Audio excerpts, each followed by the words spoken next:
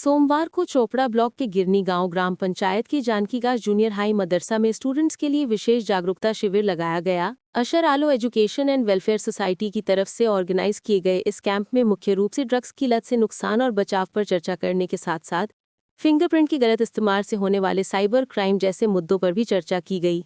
इस जागरूकता शिविर में उत्तर बंगाल विश्वविद्यालय की रूरल डेवलपमेंट डिपार्टमेंट के स्टूडेंट्स के एक ग्रुप ने हिस्सा लिया। ऑर्गेनाइजर ने बताया कि डिजिटल ट्रांजैक्शन के आज के ज़माने में फिंगरप्रिंट का इस्तेमाल करके पैसे उड़ाने या दूसरे साइबर क्राइम की घटनाएं हो रही हैं। कैंप का मुख्य मकसद स्टूडेंट्स में शुरुआती अवेयरनेस पैदा करना था ताकि आम लोग ऐसी स्थिति में न पड़े। सोसाइटी के हेड सहबेव शर्मा ने कहा कि उनका मुख्य मकसद बच्चों को गांजा, गुटखा और ड्रिंक्स जैसे नशीले पदार्थों से दूर रखना है। उनका ऑर्गेनाइजेशन लगातार नशा मुक्त युवा समाज बनाने के लिए काम कर रहा है। उन्होंने कहा कि नॉर्थ बंगाल यूनिवर्सिटी के स्टूडेंट्स पिछले 21 दिनों से इलाके में अलग अलग पब्लिक अवेयरनेस प्रोग्राम कर रहे हैं।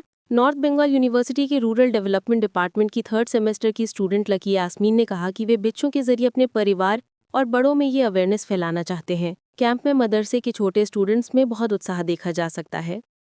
আমরা নর্থ বেঙ্গল ইউনিভার্সিটির স্টুডেন্ট রুরাল ডেভেলপমেন্টে আমরা আজকে এসেছি যে নেশামুক্তি কেন্দ্র আর নেশামুক্তি যেটা হয় সেটা তার সাথে সাথে যে ফিঙ্গারপ্রিন্টের অপব্যবহার করে যারা টাকা বা বিভিন্ন প্রকার সোশ্যাল সাইবার ক্রাইমগুলো হয় সেগুলো থেকে বিরত থাকা যায় সেজন্য আমরা প্রচারের জন্য এসেছি অ্যাওয়ারনেস ক্যাম্প। আর সেটা হচ্ছে আমাদের আশার আলো education society and welfare society থেকে।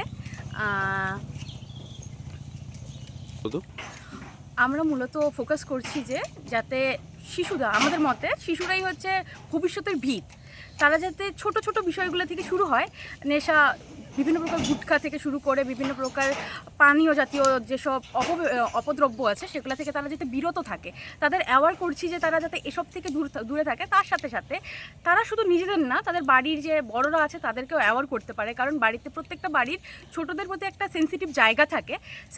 সেই জায়গা থেকে তারা বা নিজের মেয়ে বা শিশুদের কথা ভেবে তারা যাতে বিরত থাকে সেসব বিষয়ে তারা একটু কাজ করতে পারে। কি নাম আপনার? আমার নাম লাকি ইয়াসমিন। কোন ডিপার্টমেন্ট? Rural development. আমার বিষয় ছিল নেশামুক্ত যুব সমাজ, নেশামুক্ত এবং ফিঙ্গারপ্রিন্ট নিয়ে আমাদের উত্তরবঙ্গ বিশ্ববিদ্যালয় থেকে একদল পড়ুয়া এসেছিলেন এবং 21 দিন ধরে আমাদের বিভিন্ন অ্যাওয়ারনেস এবং সমাজকে সামনে নিয়ে গিয়ে এবং স্বচ্ছতার উপরে আমাদের বিভিন্ন প্রোগ্রাম চলল। আজকে আমাদের এখানে ছিল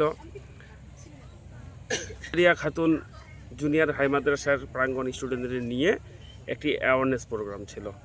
সেখানে রুরাল ডিপার্টমেন্ট থেকে NBU থেকে একদল পড়ুয়া আমাদের প্রোগ্রামে অ্যাটেন্ড হয়েছিল। এটা কি আপনাদের এনজিও থ্রু থেকে করা হয়েছিল? আমাদের এনজিওর মাধ্যমে ওরা কাজ করতেছে। ঠিক আছে।